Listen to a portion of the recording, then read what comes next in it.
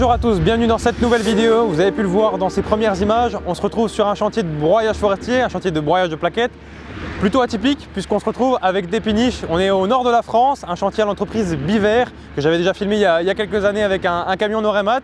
Aujourd'hui, toujours du Noremat, toujours du Jens, aux couleurs Jens d'ailleurs, avec un classe Xerion 5000.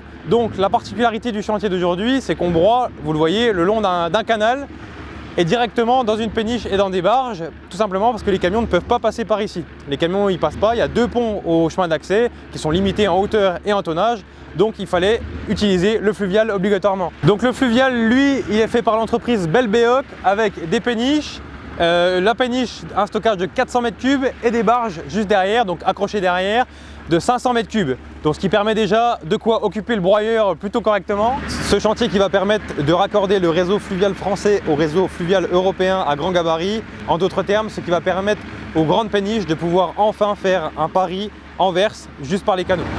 En ce qui concerne le chantier de broyage, on retrouve un Xerion 5000 track WC avec un broyeur Noremat D841, donc 1,40 m de table pour 82 cm de diamètre. Donc on est avec l'entreprise Biver, comme je vous le disais tout à l'heure, ils sont équipés de 5 broyeurs à plaquettes de chez Noremat. Et aujourd'hui on est sur du frêne et du peuplier principalement.